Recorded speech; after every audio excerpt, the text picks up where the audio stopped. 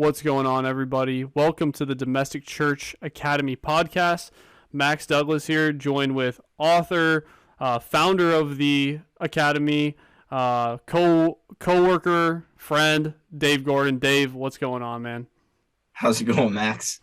We're excited to be bringing you guys this podcast. These podcasts are supposed to be a little snapshot of what we're doing at the academy. The academy has been Dave's brainchild for 10 years plus. He brought me on to help out with some of the marketing, some of the digital media stuff. So, Dave, loaded question here. Can you give people a little rundown about what you're trying to accomplish with this academy? Sure. I mean, it's real simple. Feminism has devastated the family in the West. It's removed man from his rightful spot as head of the family, and it's removed woman from her rightful place as the heart of the family. And it's caused a bunch of disorder and confusion in its wake.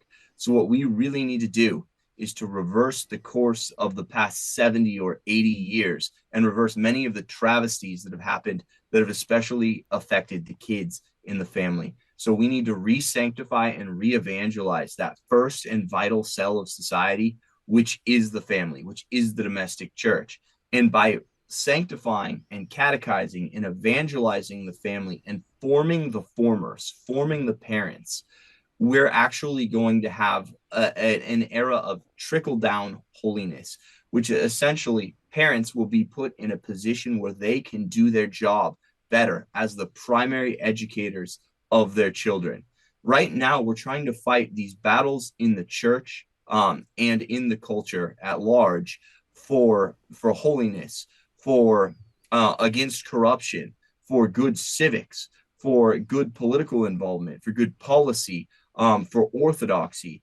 And we're failing because right now we're trying to attack these problems not at their root, not at their source, not at the fountainhead, but rather we're trying to put our fingers in all of these holes that have come in the dam because the family has come under attack. But instead of just fixing the family, we're trying to fix the culture and the church one issue at a time. You know, we're fighting heterodox prelates on issues like LGBT and abortion and euthanasia and all of the mischief they're trying to do with sexual morality, if you think of like the German synodal way. And it's the same with secular politics. We're trying to fight corrupt politicians and against corrupt voters on issues like abortion and euthanasia, and even to a certain extent, the right of the family to self-govern, and education policy and tax policy. We're trying to fight those things. And there are tumors that have metastasized from the original stage 4 tumor, which is the family that has really devolved in many respects. And it's not been a place of education of youth. It's not been a place of building virtue and teaching kids to appreciate and love truth, goodness, and beauty. And so instead of taking out, excising this tumor from the body, which is the feminism that's crippled the American family and the Western family, we're trying to fight all of these like swollen lymph nodes elsewhere in the body. We're trying to cut those out. We're trying to use radiation on those. We're trying to use chemo on those instead of attacking the primary mass. And it's a foolish allocation of resources. What we're setting out to do here with this academy is to deliver the silver bullet to taking back the culture, both ecclesiastical and civil, by allowing families to do what God endowed them with the privilege of doing, which is to raise pure, good, wholesome youth so that those youths grow up to partake in church life and in civic life in a robust and virtuous way. So there's two sacraments of life. There's marriage and the priesthood. And the priesthood instills spiritual life, but marriage instills physical life. And the priesthood actually demands on the proper functioning of marriage and the fact that we are going to beget offspring and be generous with those offspring in pushing them to follow God's call for them. But you can't, no matter how good of a seminary instructor you have, no matter how good of a primary school instructor you have, you can't make up for a lack of parenting. You can't make up for a lack of love and affection and attention in the earliest years. And that's essentially what we're trying to do. We're saying, oh, we need to sanctify the seminaries. We need to sanctify Catholic schools. We need to make sure they're pure and orthodox. Well, yeah, we need that also. But you can have the most orthodox seminary and the most orthodox Catholic school. But if you're giving them kids who've been wounded, who have been not groomed to instantiate good habits and to have virtue, to have discipline, then you're fighting a losing battle, because no one can do in 2 hours a week, 3 hours a week, what the family spends the rest of the week undoing. You can't raise and form good kids in 3 hours when those kids are exposed to a home life that's lacking for the rest of the entire week. It's an exercise in futility. So what we're setting out here to do is to form the American family. And this is very much in line with the prophecy of Sister Lucia of Fatima, who said that the final battle between God and the devil will be over the family. And she warned that Russia was going to spread her errors around the world unless there was a reckoning, unless we came to repentance and had penance for our sins. What did the Bolsheviks do in Russia? The first thing they did, one of the first policy matters they ushered in, was the destruction of the family through no-fault divorce. And only 40 or so years later, that happened, and that plague struck the American family, with California becoming the first American state to legalize no-fault divorce. We're very much walking in their footsteps. The family's under attack. So if we believe Sister Lucia, if we believe some of these prophecies, which of course I do, and I suspect that most of our viewers will, then we need to take a step to actually fight the problem at its source, at its root, at its fountainhead. And that's why we're here. So that's the gist of it, Max. Yeah, and guys, if any of this has rung true for you, Dave and Rebecca will be doing a 12-week live course. It'll be on Saturdays at 10 a.m. Eastern Time. There'll be 40 seats for that. It'll be on Catholic home economics. So it doesn't matter if you're married, dating, single Catholic, whatever your situation is, I think this would be an excellent class for everybody. And so just to quickly get to our topic today, we want to ask you, Dave, what is the biggest problem facing families? If you had to say one thing, what would that be? I mean, sure. It all, honestly, the modern problems with the family harken back to feminism. That's truly the source. We have staged a coup d'etat against the head of the family, and we have essentially ripped the heart out of the home, and we've muddled up these positions. We mixed up these positions so men can't be men and do their God assigned duties, and women aren't being women and doing their God assigned duties. And it's all been in the name of egalitarianism, of this grand social experiment, of this misplaced desire to overthrow patriarchy. So essentially, we have robbed men and women of their purpose in life and put them in a place where they can't succeed. You know, God made you, your whole biology, your whole psyche is designed so that you are able to flourish in your vocation. And by essentially telling people that they have a different role and mixing the roles up, we're having people whose psyches are not designed by God for a certain task, assigned to that task. And then they're failing there, and they're not being as happy as they should be, because you can't be happy doing that for which you're not made. And this has come out in several ways.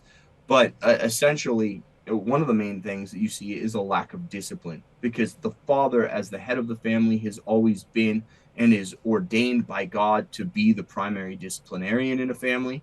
So when the head of the family has essentially been thrown down, and there's been a coup against him, in the heart of the family, this principle of love, who specializes in empathy, the woman has essentially ascended to the throne and has become the primary disciplinarian, or at least, now when the man is looking to use his disciplinary authority, it's looked at askance by the wife, who is, again, taken his headship. Then it's been really bad for kids. The kids are not getting the discipline they need. Men are scared to use their disciplinary authority because they think they're going to alienate their wives, that's going to be viewed in a negative way. So you see kids who are not being well disciplined, and discipline is the first virtue that you need to have a good education. to have virtue, to grow in virtue, to love what's true, good, and beautiful. If you don't have discipline, you can never really have the ability to learn what you need to learn.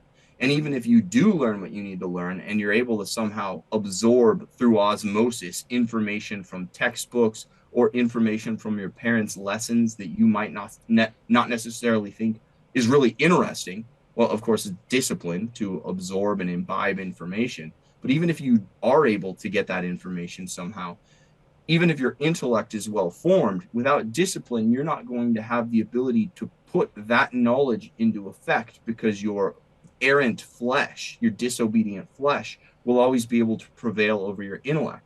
So you aren't going to be able to overcome concupiscence and have the intellect reign over the flesh as you need to have a well ordered life. That's what happens when there's no discipline. And again, if you look around society, you will see that there is an utter lack of discipline. I mean, famously, if you look at public schools, kids are just running amok. They don't do their assignments. They're mouthy and disordered in the classrooms. But it transcends that. I mean, it's in the Christian family. Even if you go to church, I look around at church so often, and parents let their kids run amok and they won't tell them no. Or even if they do tell them no, it's basically a feckless no, where it's like the kid knows that he can basically do what he wants with impunity, because even when there is a rule laid down, like in theory, the parents aren't going to enforce it, or the enforcement mechanism is not going to have any teeth. I mean, so people will come up to me in public. This happens all the time. It's like, what do you do? Why? How are your kids not misbehaving? It's like, well, because I love them, first of all. So I give them affection. So I don't feel guilty when I have to punish them for breaking the rules that I lay down. I have no compunction about doling out a punishment because I've told my kids how much I love them and I show them how much I love them every day. Also, discipline really comes from three places. Having well-disciplined kid comes from, again, showing love. So being liberal with the affection that you're doling out, the affective love that you're giving your kids, so that they know that when they are disciplined, it's not coming from a place of resentment or from ill will, but it's coming truly for you looking out for their good, for their final end. Number two, you have to have rules that you've laid down, that you have articulated well. You can't really be punished for violating a law that you didn't know existed. You have to have an awareness of what the law is. So parents need to make their rules known to their kids. Number three, kids have to know that when they violate a law, they will be consistently rebuked for it and punished for it. A lot of parents are inconsistent in the discipline they give. And then number four is that you have to use like real punishment measures, and that often includes corporal punishment. And that's not limited to just spankings. That also includes, how about having your kids exercise? They do these things at JROTC camps all the time. You have to do push-ups as punishment when you speak out of line. I actually went to one when I was in middle school, and that was a common thing that the essentially instructors would do. Is you spoke out of line, you'd have to do physical punishment like push-ups.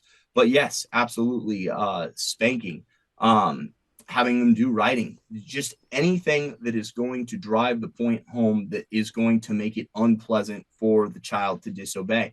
You have to be ready and willing to employ those without having some false guilty conscience. And part of that also means that as a father, you need to be living a holy and upright life so that you don't feel like a hypocrite when you are really sticking to your guns and you're being a stickler for your rules and you are governing with authority. I think a lot of fathers out there, especially ones that might be like looking at porn on the side, or if they have a girlfriend on the side, they have this guilt that's underwriting all of their decisions because they know they're not upholding their end of the bargain. So they're overly permissive with their families because they have this guilt from other failures in other areas of their life that they're almost projecting onto their parenting.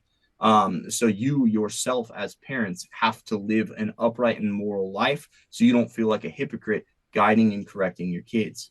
So those are some basic principles for disciplining your kids. And of course, as I said, discipline is going to be the key to all other virtues so that you can get to heaven one day, so that you can be with God for all of eternity, so that you can live an upright Christian life.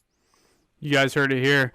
And again, sign up. February 18th is the day the class starts. You're going to get access to a private Facebook group. You're going to get a chance to ask questions to Dave. If this rang true to you, go ahead and visit domesticchurch.academy. Hit the enroll button. Like, comment, subscribe.